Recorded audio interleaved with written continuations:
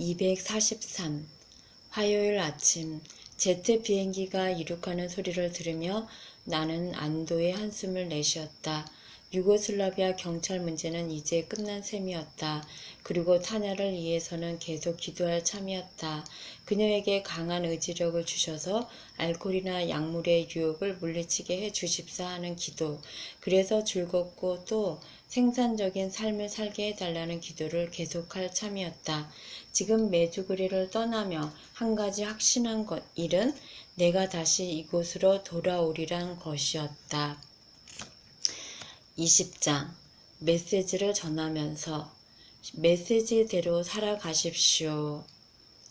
너의 생을 메주구리에 메시지를 전하는데 전적으로 헌신하면서 보내라.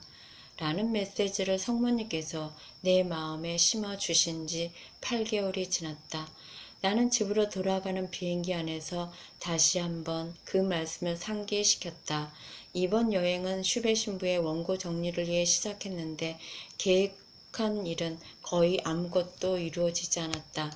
지금 돌이켜보면 하느님의 뜻은 처음부터 다른 데 있었던 것이 분명해졌다. 앞으로 내가 감당해야 할 일들의 준비 작업이었던 것이다. 원래 내가 계획한 원고 정리에는 별 진전이 없었지만 나를 향한 하느님의 계획을 성취하는 데는 많은 도움이 되었던 여행이었다.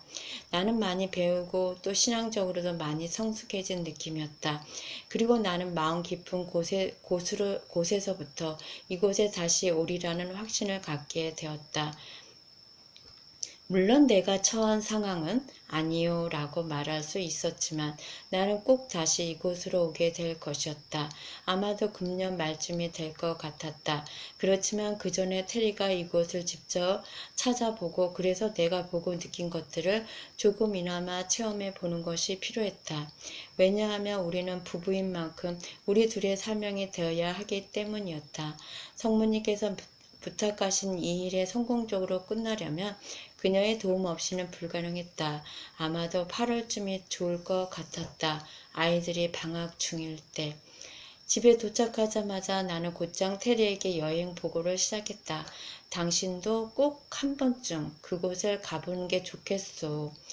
여행 보고를 마치면서 내가 덧붙였다.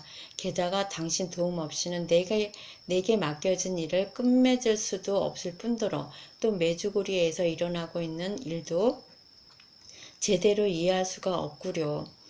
이거 보셔요. 난 그곳에 관한 책들을 다 읽었다고요. 물론 슈베 신부의 원고도요. 그리고 그곳에서 일어나는 일들이 모두 하느님으로부터 온 것도 믿고 있다고요. 그러니 내가 꼭 그곳에 가야 할 필요는 없지 않겠어요?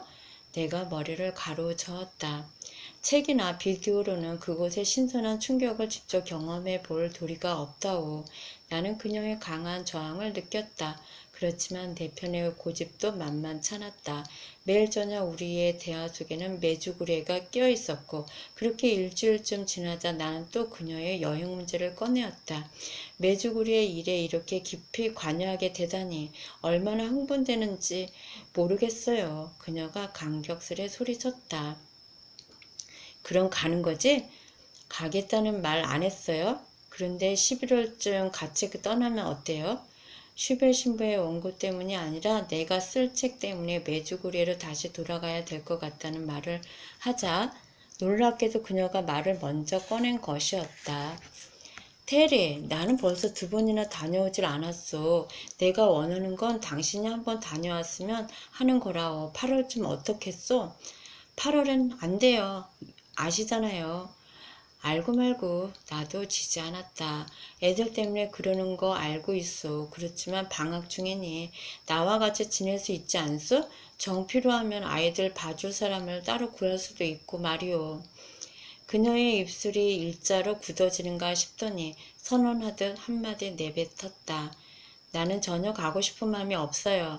그리고 이 이야기는 여기서 끝내기로 해요. 내가 한 걸음 물러서기로 했다. 나는 우리 대화의 문제점을 잘 알고 있었기 때문이었다. 아이 문제에 관한 한 그녀에게 양보란 있을 수 없었다.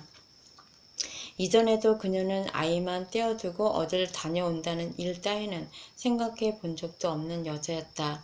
그렇지만 이제 케네디도 6살이 되었고 레베카는 2살이었다. 일주일 정도는 엄마 없이도 생존이 가능한 나이가 된 것이었다. 나는 더 이상 여행 문제를 거론하지 않기로 했다. 적어도 그 순간에는. 일주일쯤 지난 뒤에 나는 그 문제를 또다시 꺼내었다. 그녀는 여전히 단호한 태도로 거절했다.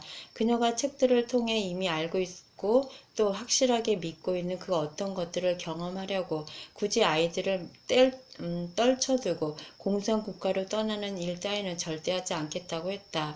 테리, 당신의 문제는 말이오. 내가 일부러 목소리를 낮게 깔았다. 당신에게는 하느님보다는 아이들이 더 중요하다는 바로 그 점이라오. 나는 이 말을 하고는 아차 싶었다. 이제 그녀는 절대로 메주구리에는 가지 않을 게 뻔했다. 어쩌면 아주 오랫동안 내게 말도 하지 않을 것이 분명했다. 그녀가 나를 노려보기 시작했다. 내친 김에 나는 끝까지 가보기로 했다. 우리는 언제나 하느님 일을 먼저 생각하는 법을 배워야 해요. 내 목소리는 부드러웠다. 그 상대가 우리 아이들일지라도 말이오. 그녀의 반응은 예상 밖이었다. 뜻밖에도 한숨을 푹 내쉬는 그녀가 포기한 듯한 투로 말했다. 알아요. 알았어요. 가면 되잖아요. 그렇지만 어쨌든 8월은 안 돼요. 그럼 언제?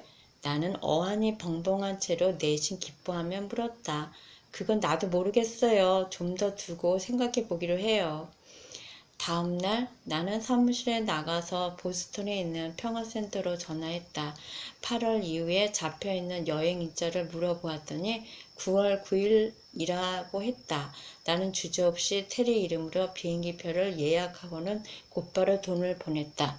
그녀가 내 사무실로 들어섰을 때 나는 내가 한 일을 그녀에게 일러주었다. 그녀는 내 얼굴을 빤히 쳐다보고만 있었다. 내가 그럴 줄 알았다고요. 이게 그녀가 한 말 전부였다. 메시지를 전하십시오. 처음 메시지를 받은 지 8달이 지나도록 무엇을 어떻게 시작해야 할지도 나는 모르고 있다. 그렇지만 그동안 한 가지 분명하게 배운 것은 있다. 그것은 하느님께서 누군가를 부르셨다면 그분께서는 직접 길을 보이시고 또 도와주신다는 것이다. 지금 내가 해야 할 일은 그분의 미세한 음성에 귀 기울이는 훈련을 해나가는 것이었다. 그러다 그분께서 무어라 내게 말씀하시며 주가 그분의 시키는 대로 정확히 행하는 것이었다. 메주구리에 관한 메시지를 글로 전하는 일은 웬만큼 해낸 듯한 기분이 들었다. 그것에 관한 칼럼을 시리즈로 적어서 발행했을 뿐 아니라 책을 출판하기 위한 기본 작업도 얼마만큼은 끝나 있었다. 그렇지만 그분의 메시지를 말로 전하는 일은 어떠한가?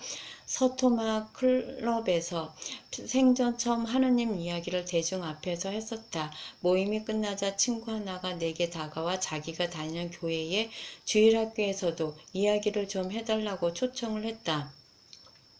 또 다른 주일학교에서도 나를 초청해 주었다. 사람들 사이에서는 내가 메주구리에서 개인적인 특별한 신앙체험을 했다는 말들이 오고 갔고 그 말은 메주구리에서는 하느님께서 사람들에게 강력하게 활동하신다는 뜻을 포함하고 있었다.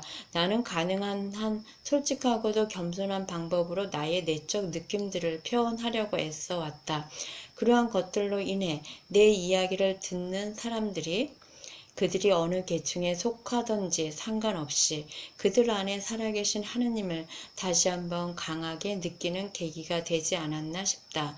어쨌든 길을 걸을 때 누군가가 내게 다가와 지난번 내 이야기에 깊은 감명을 받았다며 울먹일 적마다 나는 놀라곤 한다. 이렇게 교회와 각종 시민단체에서의 초청이 늘어나고 나의 행동 반경도 점점 커지면서 나는 스코트 신부의 예언자적인 말을 떠올리지 않을 수 없었다. 이것은 단지 시작에 불과합니다.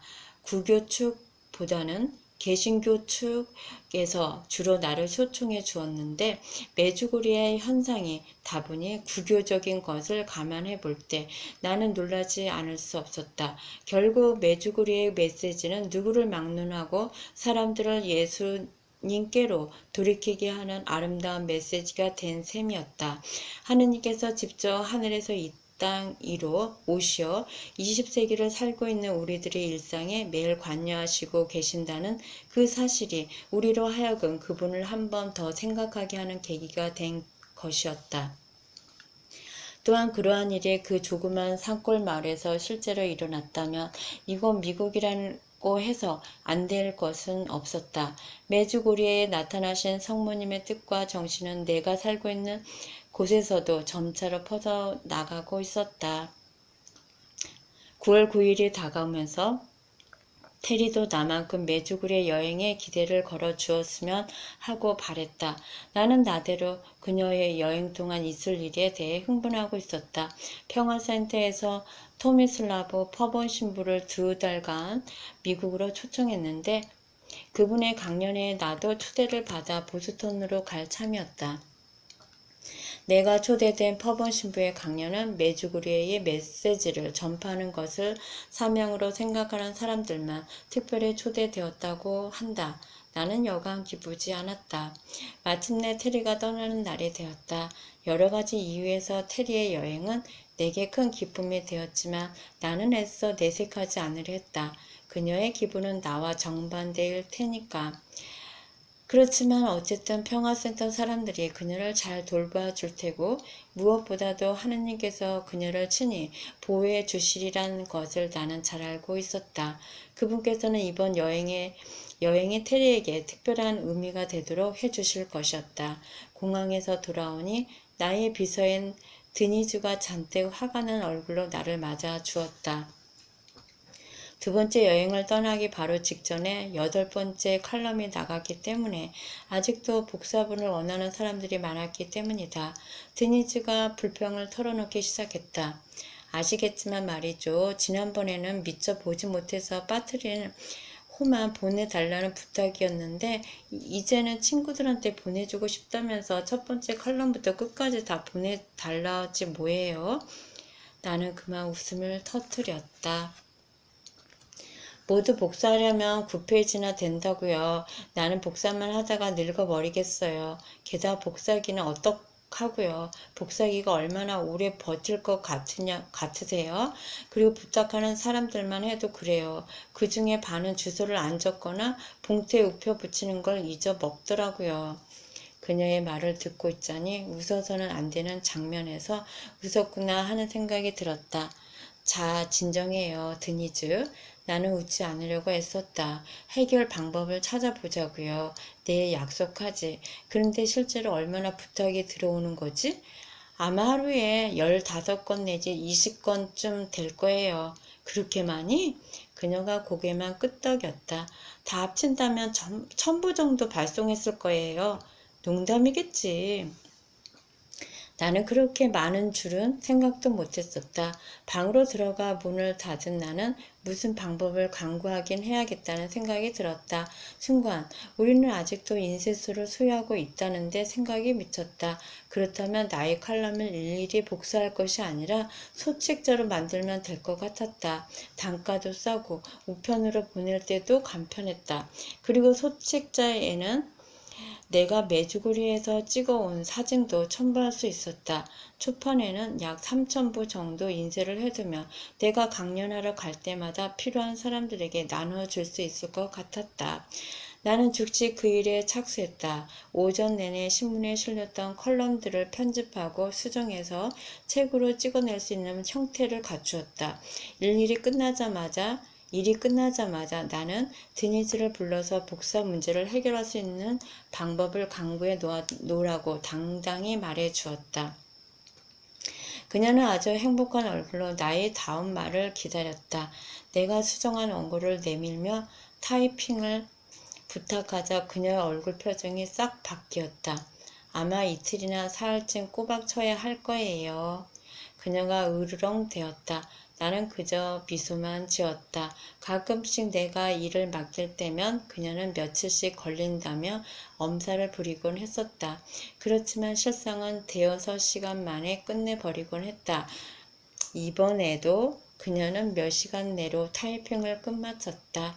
그동안 나는 책머리에 적을 머리글을 쓰고 있었다. 당신은 내 아들입니다. 로 시작된 나의 체험담과 내가 메주고리에와 인연을 맺게 된 사연을 간단히 적고 싶었다. 처음 얼마 동안 나는 내 가슴속에 직접 들려준 성모님의 음성을 다른 이에게 말하는 것을 꺼려왔지만 지금은 신비한 나의 체험을 친구나 또는 함께 여행했던